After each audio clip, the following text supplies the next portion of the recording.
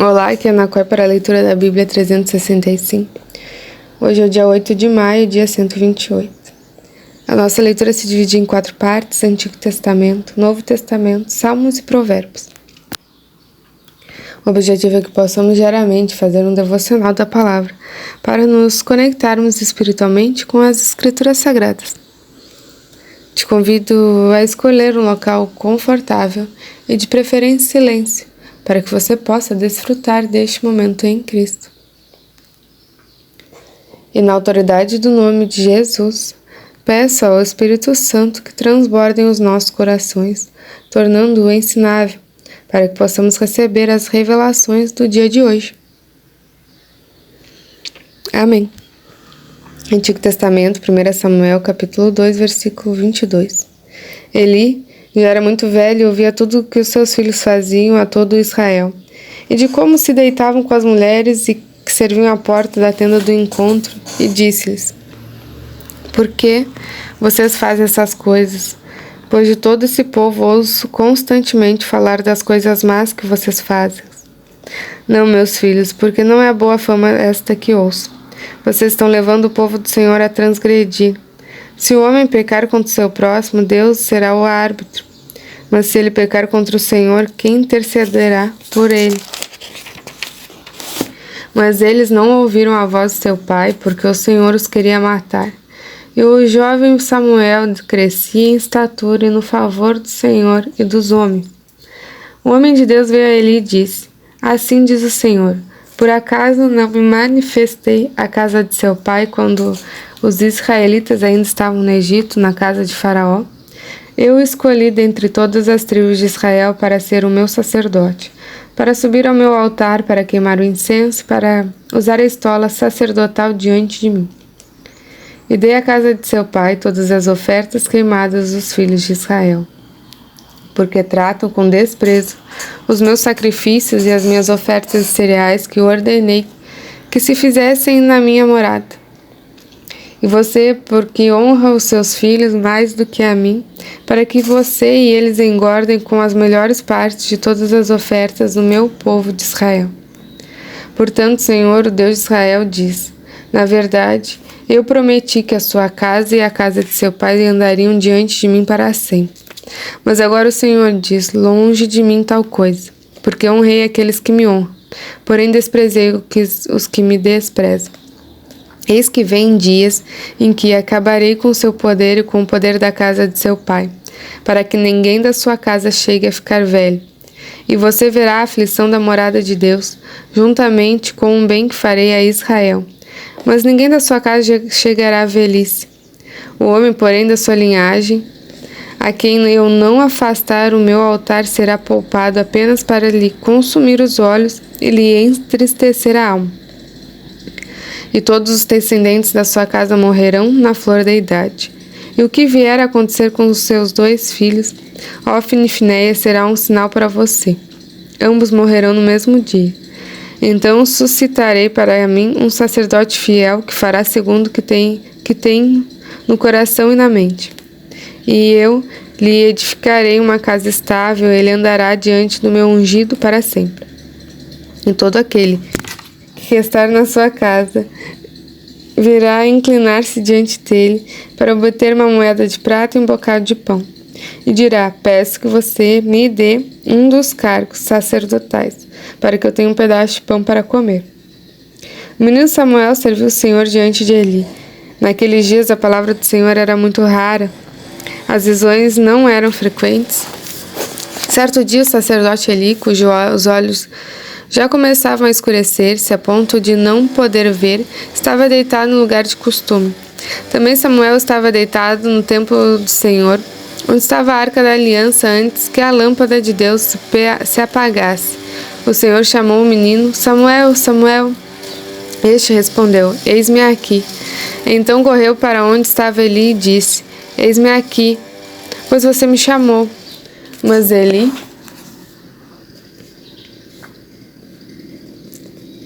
respondeu: Meu filho, eu não chamei você, vá deitar. Porém Samuel não conhecia a voz do Senhor e a palavra do Senhor ainda não havia sido manifestada a ele. E o Senhor chamou Samuel pela terceira vez, e ele se levantou e foi até Eli e disse: Eis-me aqui, pois você me chamou. Então Eli entendeu que era o Senhor quem chamava o menino. Por isso ele disse a Samuel: Vai deitar. Se alguém chamar, diga: Fala, Senhor, porque o teu servo ouve. E Samuel foi para o seu lugar e se deitou. Então o Senhor veio e ali esteve.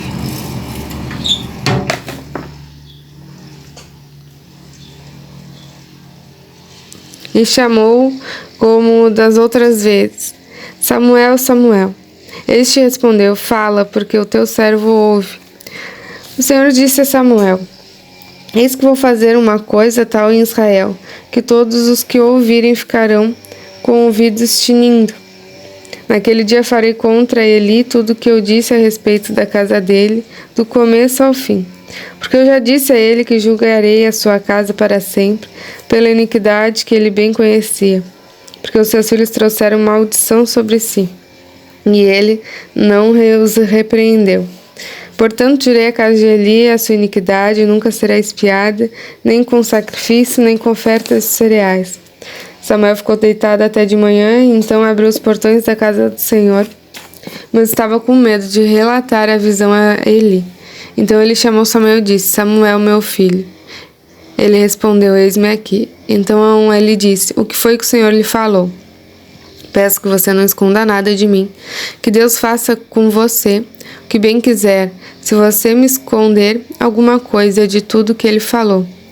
Então Samuel lhe contou tudo, sem esconder nada, e ele disse: Ele é o Senhor, que ele faça o que achar melhor. Samuel crescia, o Senhor andava com ele e não deixou nenhuma de suas palavras cair por terra. Todo Israel, desde Dan até Berseba, reconheceu que Samuel estava confirmado como profeta do Senhor. O Senhor continuou a aparecer em Siló, porque em Siló o Senhor se manifestava a Samuel por meio da palavra do Senhor. A palavra de Samuel veio a todo Israel. Israel saiu à batalha contra os filisteus e acampou em Ebenezer. E os filisteus acamparam em Afeca. Os filisteus se dispuseram em ordem de batalha para enfrentar Israel. E quando a guerra começou, Israel foi derrotado pelos filisteus, que mataram no campo aberto cerca de 4.000 homens. Quando o povo voltou ao arraial, o ancião de Israel disseram: Porque o Senhor nos derrotou hoje diante dos filisteus? Vamos trazer Siló, a arca da aliança do Senhor, para que esteja no meio de nós e nos livre das mãos dos nossos inimigos. Então, o povo mandou trazer de Siló a arca do Senhor dos Exércitos, entronizada entre os querubins. E os dois filhos de Eli, Ofni e Finéias, estavam ali com a arca da aliança de Deus. Quando a arca da aliança do Senhor chegou no arraial, os israelitas gritavam tão alto que o chão tremeu. Os filisteus ouviram a voz de júbilo e disseram: Que a voz do grande júbilo é esta no arraial dos hebreus. Então souberam que a arca do Senhor havia chegado ao arraial, e os filisteus ficaram com medo e disseram: Os deuses vieram ao arraial. E diziam mais: Ai de nós, porque nunca antes aconteceu uma coisa dessa. Ai de nós, quem nos livrará das mãos desses deuses poderosos? São os deuses que atacaram os egípcios com todo tipo de pragas no deserto. Sejam fortes, filisteus, comportem-se como homens, para que não venham a ser escravos dos hebreus, como eles já foram escravos de vocês. Comportem-se como homens e lutem. Então os filisteus lutaram.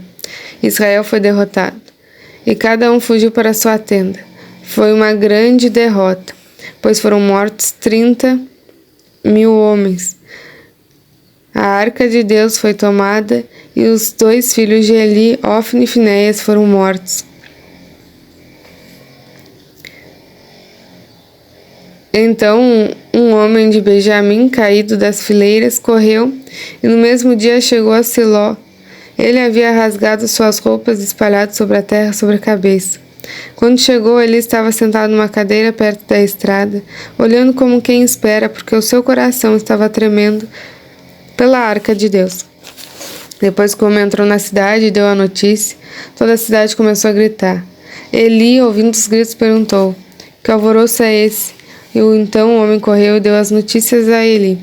Ora, Eli estava com 98 anos. Os seus olhos já não se moviam e ele não podia ver. O homem disse a Eli: Eu venho da frente da batalha. Eu fugi de lá hoje mesmo. Então Eli perguntou-lhe: O que aconteceu, meu filho? Então o mensageiro respondeu: Israel fugiu dos filisteus.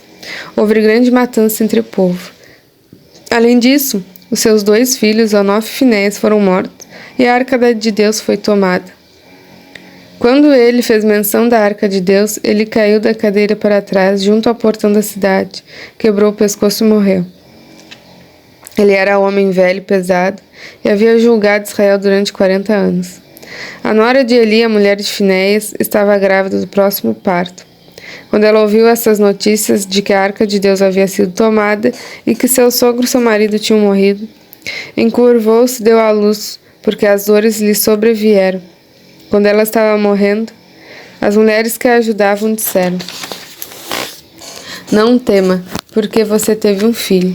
Ela, porém, não respondeu, nem fez caso disso, mas deu ao menino o nome de Icabô, dizendo: Foi-se a glória de Israel. Ela disse isso porque a arca de Deus havia sido tomada e por causa de seu sogro e de seu marido, e falou mais: Foi-se a glória de Israel, pois a arca de Deus foi tomada. Novo Testamento, João capítulo 5, versículo 24. Em verdade lhes digo: quem ouve a minha palavra e crê naquele que me enviou tem a vida eterna. Não entra em juízo, mas passou da morte para a vida. Em verdade lhes digo que vem a hora, e já chegou, em que os mortos ouvirão a voz do Filho de Deus, e os que o ouvirem viverão. Porque assim como o Pai tem vida em si mesmo, também concedeu ao Filho ter vida em si mesmo. Ele deu autoridade para julgar, porque é filho do homem. Não fiquem maravilhados com isso, porque vem a hora em que todos os que se acham nos túmulos ouvirão a voz dele e sairão.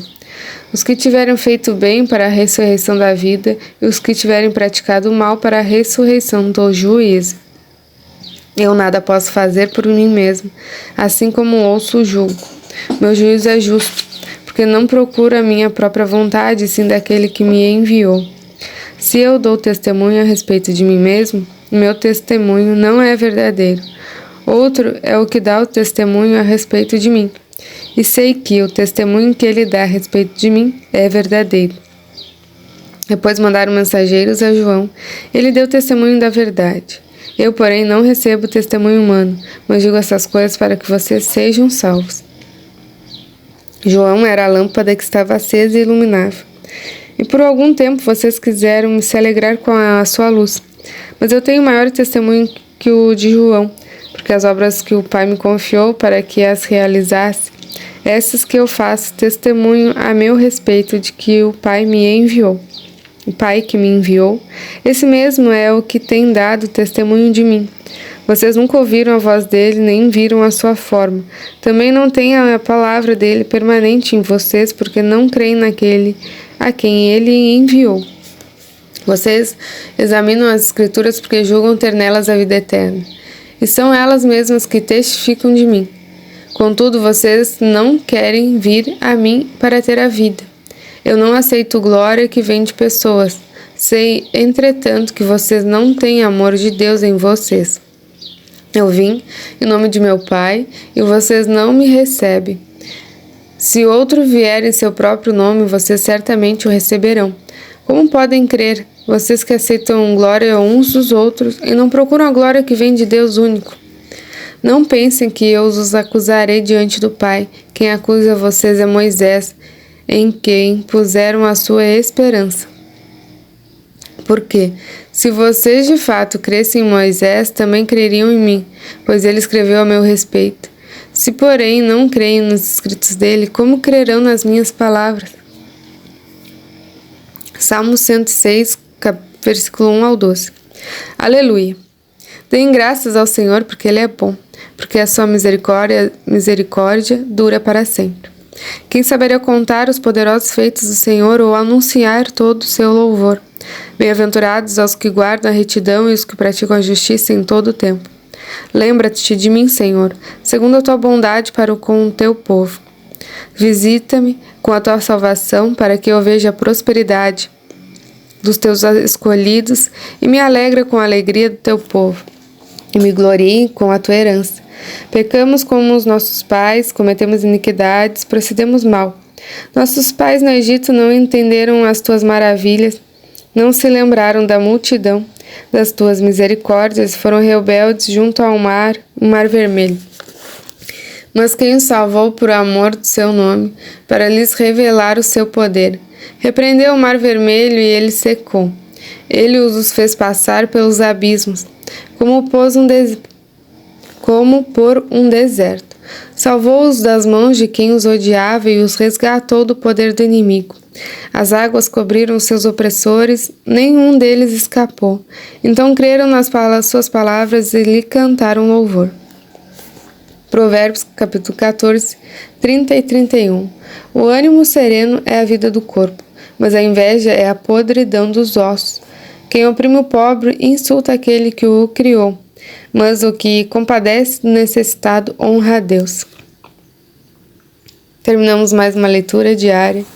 Compartilhe transbordando esse vídeo com os irmãos e as irmãs que você se lembrou durante a leitura. Lembre-se de se inscrever no canal e ativar as notificações. Ativar o sininho para receber as atualizações diárias. Tenha um extraordinário dia. Deus abençoe você e a sua família. E até amanhã.